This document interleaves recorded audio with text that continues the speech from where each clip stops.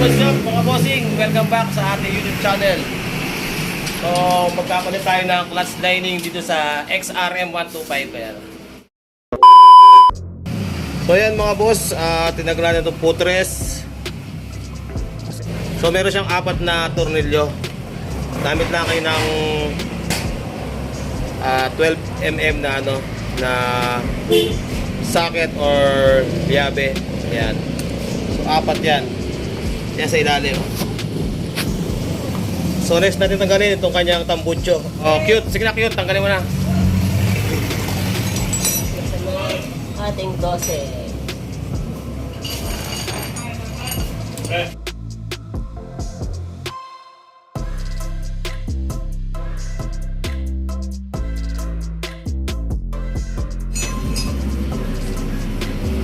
Baba. Ayan. So yan mga boss, tinanggal natin yung tambucho. So kuha tayo ng pansahod sahuran para ma-drain yung kanya langis. Ayan, drain natin.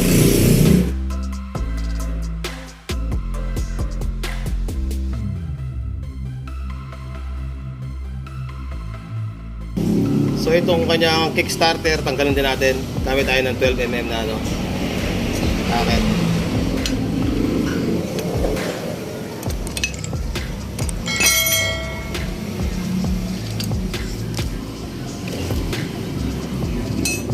So ayan mga boss, gamit tayo ng 8 socket, adherence. Ayan, tanggal natin palibot yan.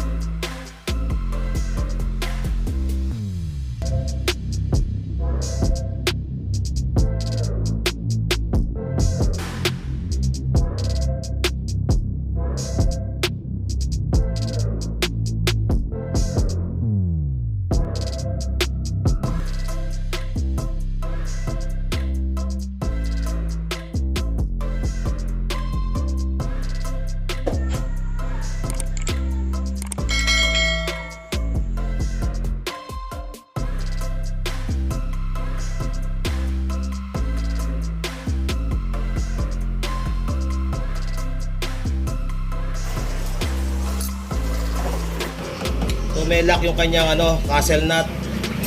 Gamit lang kayo ng flat screw tsaka pumukpok. Ayan.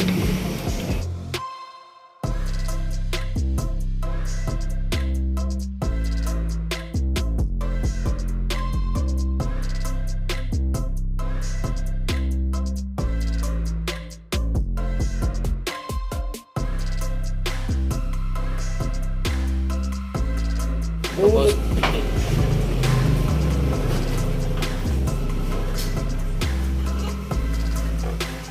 ayun mga boss, dapat sabay nyo tatanggalin yan. Hindi siya matatanggal kung isa-isa lang.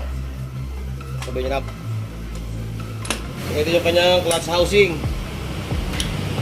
Meron siyang washer. So meron siyang tatlong 10mm na bolt. Gamit tayo ng 10mm na socket.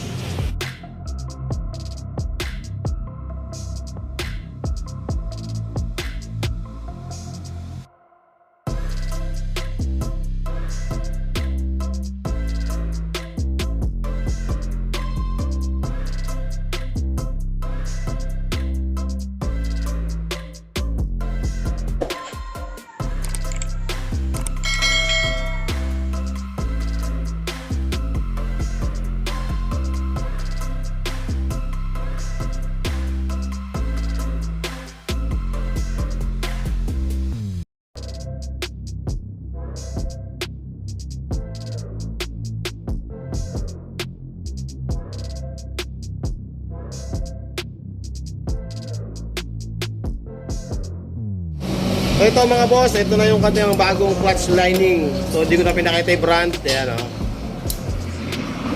Ayan, 4 na piraso. So lagyan natin ng coating lang yes, babara natin. Ayan mga boss, oh. Babot natin ng konti sa langis. Ayan. Ayan mga boss, ilagay natin ang kanyang clutch lining na bago. Assemble na natin. So nalinis natin lahat yung kanyang clutch housing. So sa pagkakabit mga boss, una yung clutch lining. Ayan. Tapos ito kanyang friction plate. So meron din tong way para kung saan talaga. Ayan, para siyang mangkok, para siyang bilao. So yung makinis na parts, sa labas siya. Ayan, o. Lining.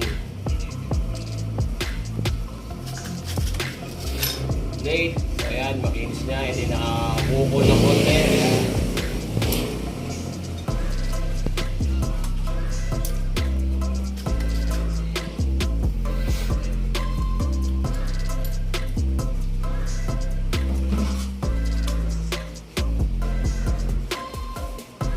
Clutch hub.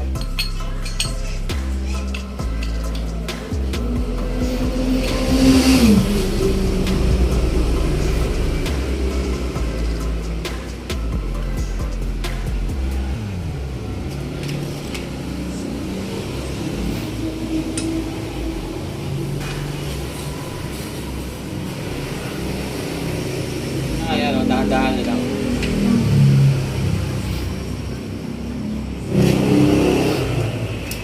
Lagyan ito kanyang clutch spring.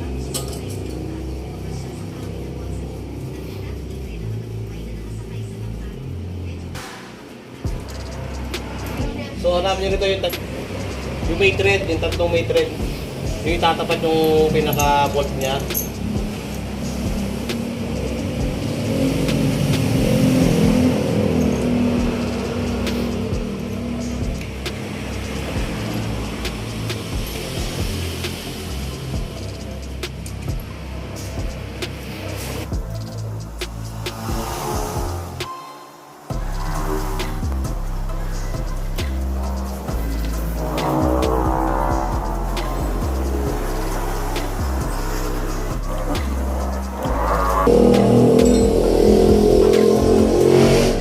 Ayan mga boss, naka-assemble na natin.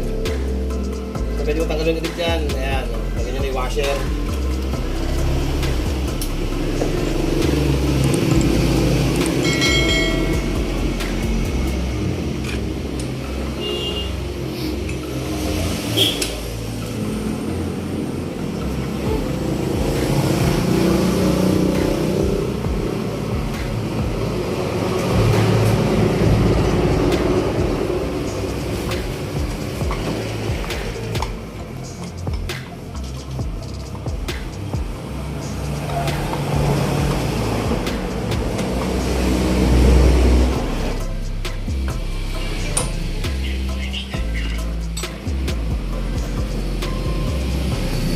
Washer mga boss.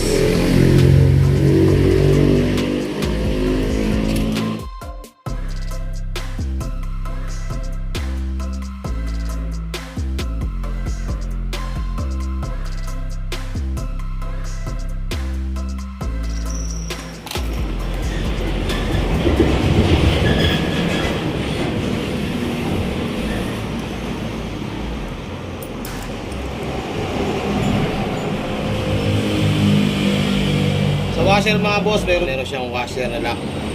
So ayan, outside, ayan, no. So yung outside dito sa labas. So yung kanyang castle nut.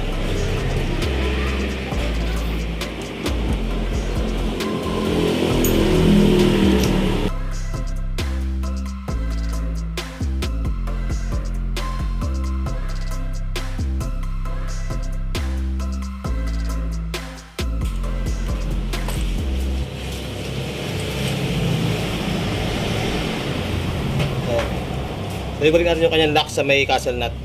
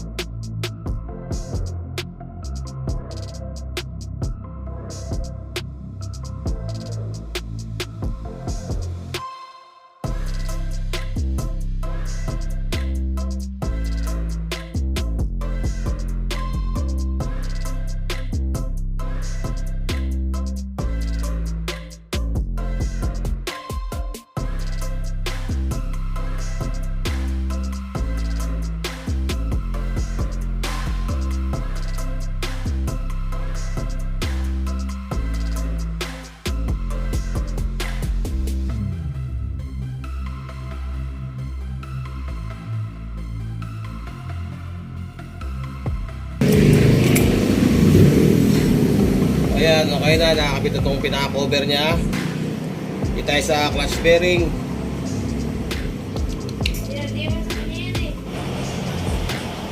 So ito mga boss, para hindi kayo mahirapan, pag nahuhulog, maglagay kayo ng grasa. Ayan, para pumakat siya ng ano dito. Nahuhulog kasi. Ayan, ganyan lang. Oh.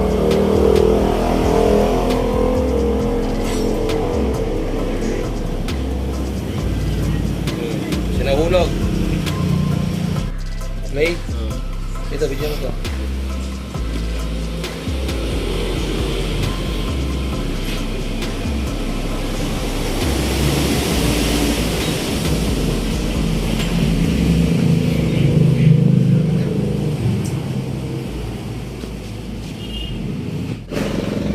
Straight nyo lang siya.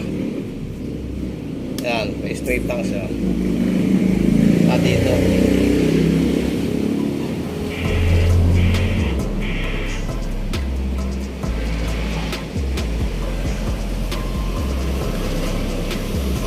Hindi nyo lagay spring para kayo mahirapan. Lagay kayo ng grasa dito para pumakat. So yan. Isauli na natin kanya sa crankcase cover.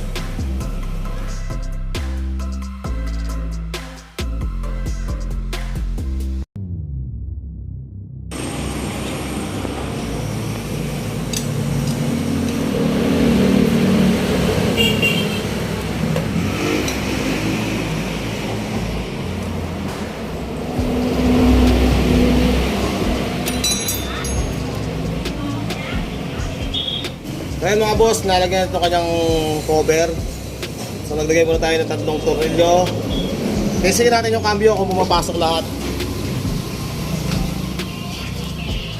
Okay.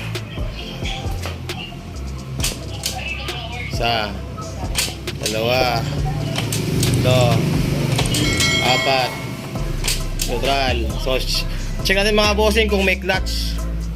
Sige, cambio. Ikot mo yung gulong. Okay, ikot. Okay, yan o. Nagpe-freewheeling siya kahit naka-hold. So pag binitaw ko yan, magkakambyo na yan. Okay, ikot. Okay. O, hindi na maikot. So okay, goods. So ayan mga bossing, ilagay natin yung tornilyo. Ilagay mo na cute. So palay ko na cute yung lahat ng bolts na tinanggal natin. Balik ko na yung tambucho, tsaka yung footrest. Yan, footrest, tambucho, tsaka itong kanyang kickstarter, kakabit na, tsaka langis.